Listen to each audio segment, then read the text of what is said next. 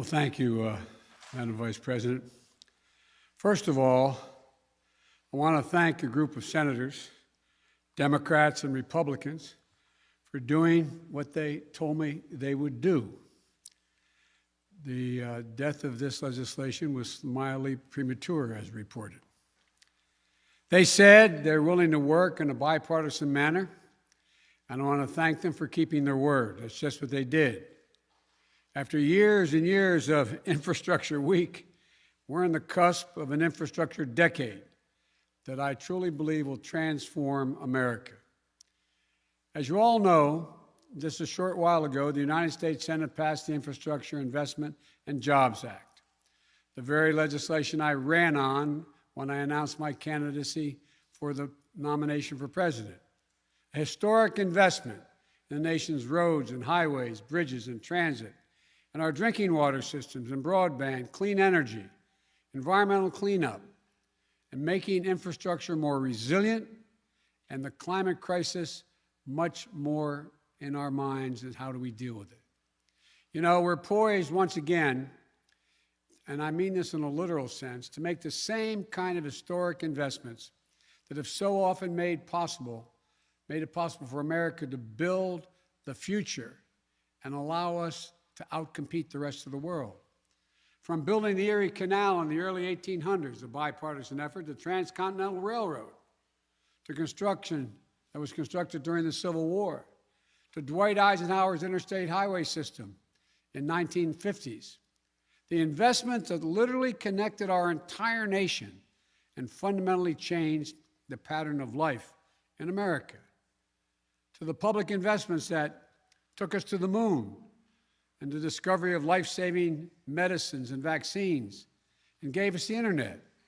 America's often had the greatest prosperity and made the most progress when we invest in America itself. And that's what this infrastructure bill does. With overwhelming support from the United States Senate, 69 votes in the Senate, a vote margin bigger than when the interstate highway system passed in the Senate in 1956. It makes key investments that will, one, create millions of good union jobs all across the country, in cities, small towns, rural and tribal communities. America, this is how we truly build back better. This bill is going to put people to work, modernizing our roads and our highways and our bridges so commuters and truckers don't lose time in traffic, saving billions of dollars nationally.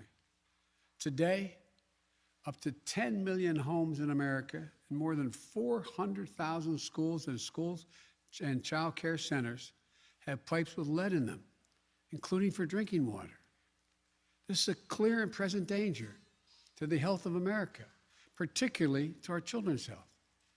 This bill is going to put plumbers and pipe fitters to work, replacing all the nation's lead pipes so every child, every American, can turn on a faucet at home or in school and know they're drinking clean water.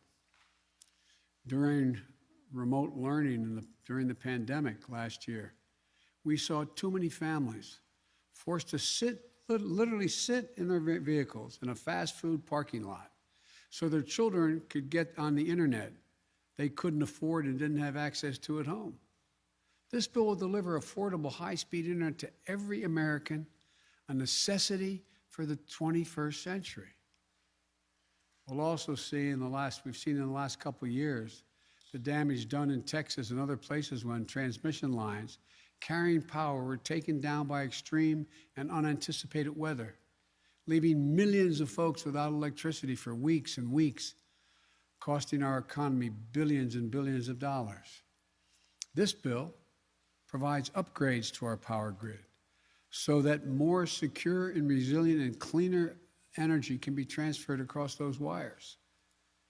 Down in New Orleans, I met with the incredible women and men who are in charge of the water system, some of it running on technology that is literally 100 years old.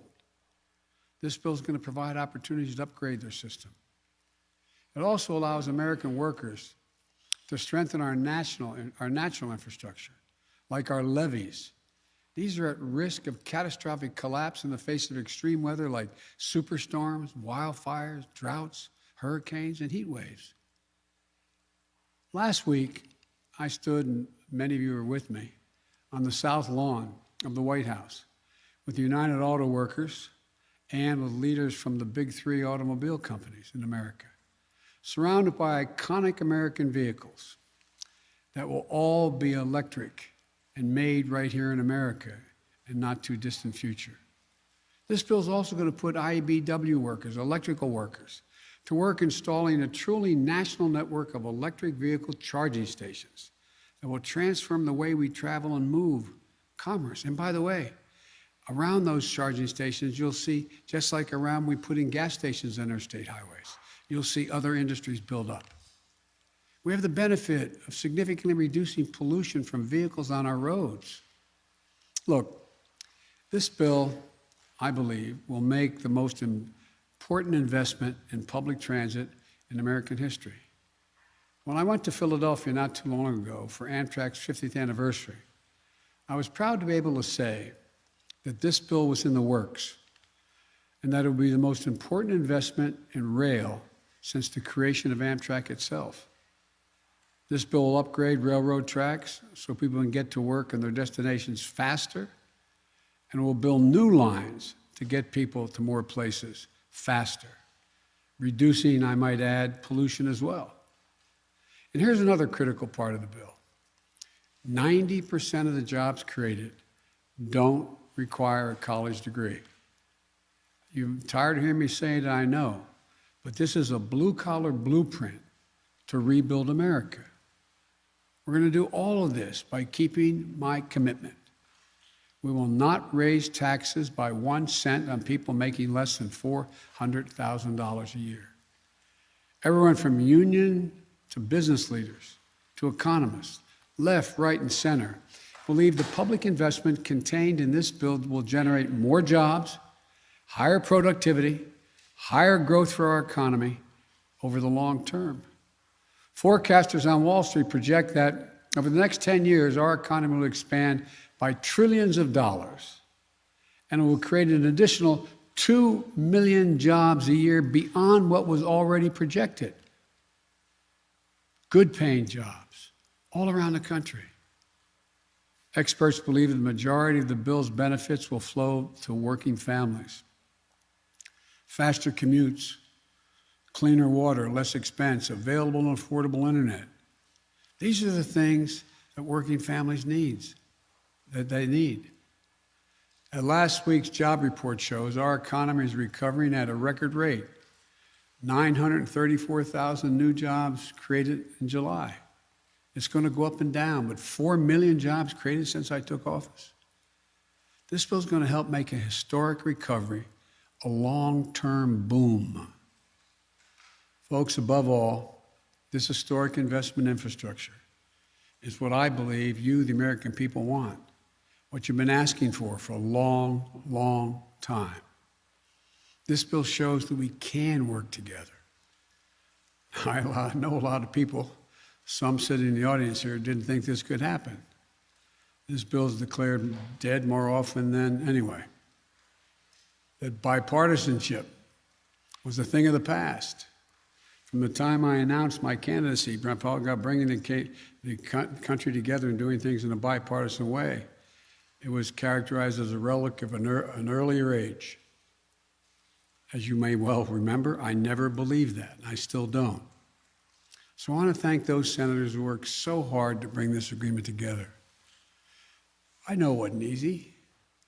For the Republicans who supported this bill, you showed a lot of courage. And I want to personally thank you for that. And I've called most of you on the phone to do just that. You have, and no doubt you will, disagree with me on many issues. But where we can agree, we should. And here on this bill, we prove that we can still come together to do big things, important things for the American people. For the Democrats who supported this bill, we can be proud of this unprecedented investments that are going to transform the nation and change millions of lives for the better. Think about what's going to happen in a practical sense. Clogged arteries, at the heart of our economy. They're going to be opened up. That will reduce transportation costs, reduce commuting costs, and as a result, reduce cost overall for families and businesses. And there's safety provisions being, as I said not long ago, everyone can tell you what the most dangerous intersections in their communities are. There's money in there to deal with those specific needs. Thousands of bridges will be safer and more accessible. And by the way, as you've heard me say before, some bridges are so weak that they couldn't have a fire truck go across it, requiring the fire department to go 10, 12 miles out of the way to get just literally a mile away to put out a fire. Millions of lead pipes carrying drinking water to our homes and schools and daycare centers. They're finally going to be replaced. Never again can we allow what happened in Flint, Michigan, and Jackson, Mississippi. Can never let it happen again. High-speed internet, going to be available and affordable everywhere to everyone. So farmers nationwide can get the best prices for their products at home and abroad by knowing when to sell. And children in Chicago or Philadelphia never have to again sit in the McDonald's parking lot to do their homework. This is transformational. I know compromise is hard for both sides, but it's important, it's necessary for democracy to be able to function. So I want to thank everyone on both sides of the aisle for supporting this bill. Today, we proved that democracy can still work. A lot more work to do. But I want to thank Senate Republican leader Mitch McConnell for supporting this bill. And I want to give special thanks to Senate Majority Leader Chuck Schumer. Your leadership, Chuck, in the Senate was masterful. But look, let's be clear. Work is far from done. The bill now has to go to the House of Representatives, where I look forward to winning its approval. We have to get to work on the next critical piece of my agenda, my Build Back Better plan, making housing more affordable. It's so unaffordable to so many Americans. Providing clean energy tax cuts, including homeowners to make energy efficient improvements in their homes. Bringing down the cost of prescription drugs, making elder care more affordable, and continue to give middle-class families and children a tax break, a tax cut, the one they're receiving now, well-deserved child care and health care that gives them just a little bit of breathing room. This is a plan that invests in the American people, in their future and their success. And it will be paid for by having the largest corporations, including 55 of them, who didn't pay a single penny in federal income tax, and the super wealthy to begin to pay their fair share. I want you to be able to be millionaires and corporations do incredibly well. But this isn't going to change anything for you. You'll still have your 3 homes. You'll still have whatever you need. And corporations will continue to do well. I have more to say about this later as the Senate continues to work. But today, I'm happy to mark this significant milestone on the road toward making what we all know are long overdue, much needed investments in basic, hard infrastructure of this nation. I truly believe that this bill proves the voice of the people will be heard, and we can all come together to make a difference in people's lives. As you heard me say it before, and I apologize for repeating it, but there are no Republican bridges or Democratic roads. This is a moment that lives beyond the headlines, beyond partisan sound bites, beyond the culture of instant outrage, disinformation, and conflict as entertainment. This is about us doing the real hard work of governing. This is about democracy delivering for the people. This is about winning the future. It's about doing our job. This is about building an economy from the bottom up and the middle out, giving everyone a decent chance at a decent life. And by the way, when the bottom and middle do well, the wealthy do very, very well. Nobody gets hurt.